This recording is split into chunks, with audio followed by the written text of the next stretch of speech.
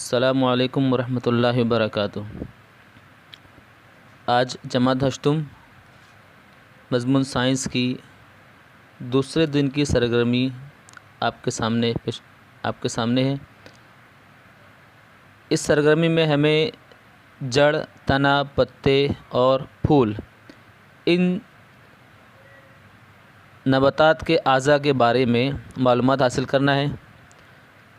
आपने दरख्तों को देखा होगा, दरख्त जितने ऊपर होते हैं कभी कभी उससे कहीं ज़्यादा अंदर ज़मीन के अंदर भी होते हैं। तो जो हिस्सा दरख्तों का ज़मीन के अंदर पाया जाता है उसे जड़ कहते हैं।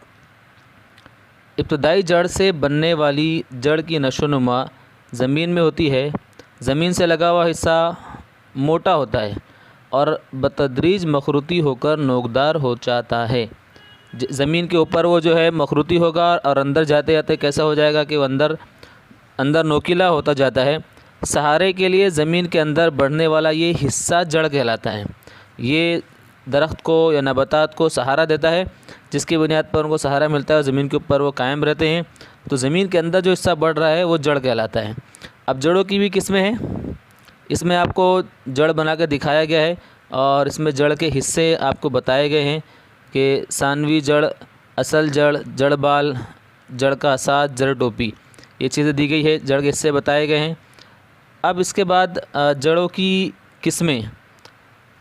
असल जड़ पहली किस्म है इसकी। कुछ नबातात की जड़ों से ज़मीन में सानवी जड़ें निकलती हैं।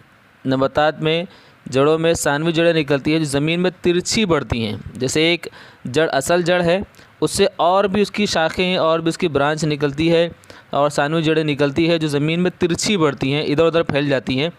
तो जड़ें दरख्त को सहारा देती हैं। इस किस्म की दरमियानी मोटी जड़ को असल जड़ कहते हैं। तो ये इस किस्म की जड़ जो होगी वो असल जड़ कहलाती है। जैसे इमली का दरख्त है, आम का दरख्त या गाजर, इसके अंदर असल जड़ पाई जाती है। दूसरी किस्म है जड़ों की रेशेदार जड़। बढ़ने वाले तने से निकलने वाली रेशानुमा जड़ों को रेशादार जड़ कहते हैं। मिसाल गेहूँ, मकई, प्याज। तने से अंदर, ज़मीन के अंदर तने के से जुड़ा हुआ जो हिस्सा होता है वहाँ पर कुछ रेशे होते हैं, जड़नुमा रेशे होते हैं, और वो जो रेशेदार हिस्सा होता है वो उसका रेशेदार जड़ कहलाता है।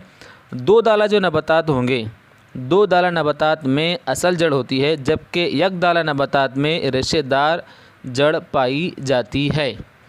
तो दो दाला नबातात और एक दाला नबातात, आप जानते हैं क्या चीज़ है। अब इसमें देखिए आगे आपको एक अमल करके दिखाया गया है कि कांच की बरनी में आप एक प्याज लें, जिसकी प्याज इस तरह रखें कि उसकी जड़ें पानी की सिमत में रहे। 8 दिन आप इसका जो है नमूना करके देखो। आप जो है नशुमा पाने के बाद आप इसका तजुर्बा करके देखोगे तो 8 दिन बाद आपको क्या होता है उसका एक बार मुशाहिदा कीजिए। अब तीसरा जो चीज़ हमको पढ़नी है वो है तना। तने पर गिरहें पाई जाती हैं। जहाँ गिरहें होती हैं वहाँ से पत्ते निकलते हैं। अब तने के ऊपर गिरहें होती हैं और जहाँ गिरहें होती हैं वहाँ से पत्ते निकलते हैं, और दो गिरोह के दरमियानी फासले को बैन गिरा कहते हैं। जो दो गिरे हैं उन गिरोह के दरमियान का जो हिस्सा है वो बैन गिरा कहलाता है। तने के सिरे को कली कहते हैं। जो तने का सिरा होगा वो कली कहलाता है। चौथी चीज़ है पत्ता। पत्ते तने की गिरह पर पाए जाते हैं। अब ये जो तने की गिरह होती हैं उन गिरोह पर पत्ते पाए जाते हैं। आम तौर पर वो पतले फैले हुए और हरे होते हैं। वो पत्ते कैसे होते हैं? पतले होते हैं और फैले हुए होते हैं। पत्तों का फैला हुआ हिस्सा वरका कहलाता है। जो हिस्सा पत्तों का फैला हुआ है उसे हम वरका कहते हैं, वरक या वरका। अब पत्तों की अहम किस्में। पत्तों की भी किस्में हैं। कुछ नबातात के पत्तों में एक ही वरका और एक ही दरमियानी रग होती है। मतलब उनके पत्ता ऐसा होगा कि उसमें एक ही वरका होगा और एक उसमें दरमियान में एक रग होगी, जैसे शक्ल में दिख रहा है पत्ते के ऊपर। ऐसे पत्तों को मुफरिद पत्ता कहते हैं। मिसाल आम और जासुंदी कि इनके पत्ते आपने देखा होगा, आम के पत्ते अकेले अकेले होते हैं, उनमें एक दरमियानी रग होती है। चंद नबातात के पत्तों में दरमियानी रग के अतराफ़ फैला हुआ छोटे छोटे बरगचों में तकसीम हो जाता है। पत्ते क्या होते हैं? जो एक दरमियानी रग होती है और उसके आसपास जो है छोटे छोटे पत्ते बरगचों में तकसीम हो जाता है। ऐसे पत्ते पत्ते को मुरक्कब पत्ता कहते हैं। मिसाल गुलाब का पत्ता, ये पत्ते क्या कहलाएंगे? मुरक्कब पत्ते कहलाएंगे। मुफरद पत्ते जिसमें दरमियानी एक ही वर्का होता है और एक ही दरमियानी रग होती है उन्हें मुफरद पत्ता कहते हैं। और जहाँ पर छोटे छोटे बरगच्चे होते हैं ऐसे पत्तों को मुरक्कब पत्ता कहते हैं। पीपल के पत्ते के वर्का में एक दरमियानी रग होती है, इसलिए वर्का दो हिस्सों में बटा हुआ नज़र आता है। मोटी रग से सानवी रगें निकलकर जाल तैयार करती हैं। पीपल के पत्ते में वर्के में एक दरमियानी रग होती है, इसी वजह से वो दो हिस्सों में तकसीम हो जाता है। मोटी रग से सानवी रगें निकलकर जाल तैयार करती हैं। पीपल के वर्के में जालदार रगें होती हैं। वैसे ही मकई के वर्के की तमाम रगें वर्के के कायदे से सिरे तक एक दूसरे के मतवाज़ी होती हैं। यहाँ कैसे होती है? आपको शक्ल में दिख रहा है कि जो रगें हैं वो एक दूसरे के मतवाज़ी हैं, कायदे सिरे तक मतवाज़ी हैं।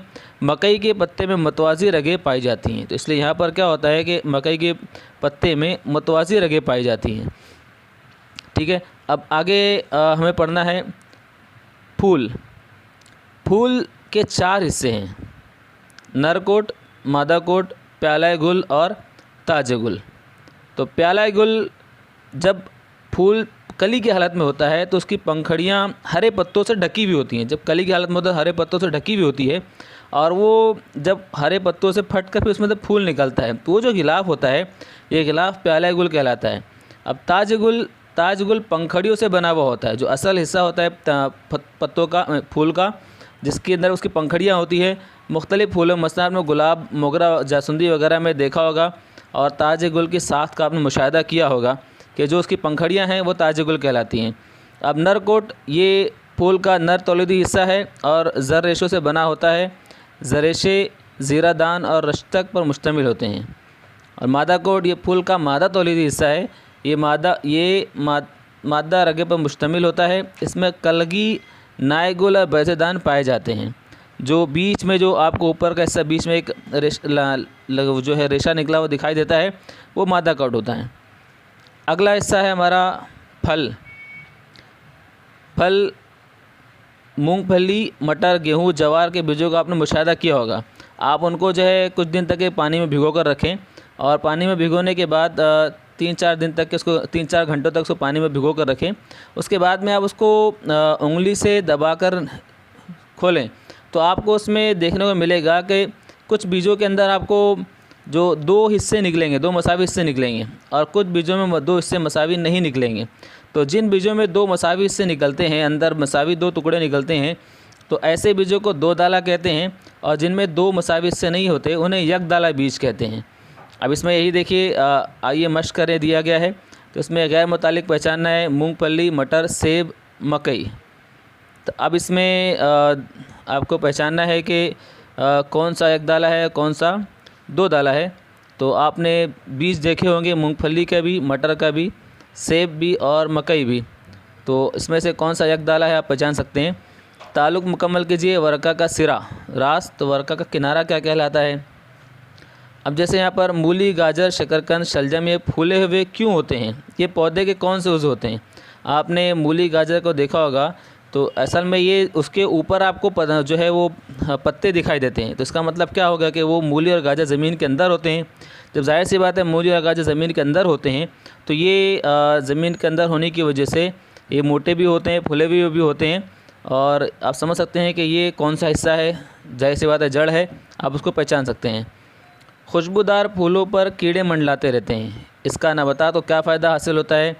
थोड़ा सा ये आपको समझने की बात है कि इससे नबातात को क्या फ़ायदा हासिल होता है, आपको समझना है, उसका जवाब आपको लिखना है। अब वैसे यहाँ पर दिया गया दी गई शक्ल का मुशाहिदा कीजिए। दिए गए मुतबादलात में से सही मुतबादिल लिखिए, सही नाम लिखिए। तो इसमें से जड़ जो ये शक्ल दी गई है जड़ की, ऊपर आपको जड़ की शक्ल दी गई थी, वही नाम यहाँ पर आपको जड़ के हिस्से पर आपको भी लिखना है। तो इतना ही बस इसमें था। इंशाअल्लाह अगले दिन फिर हाज़िर होंगे अगली सरगर्मी के साथ। जब तक के लिए अस्सलामु अलैकुम व रहमतुल्लाहि व बरकातुहू।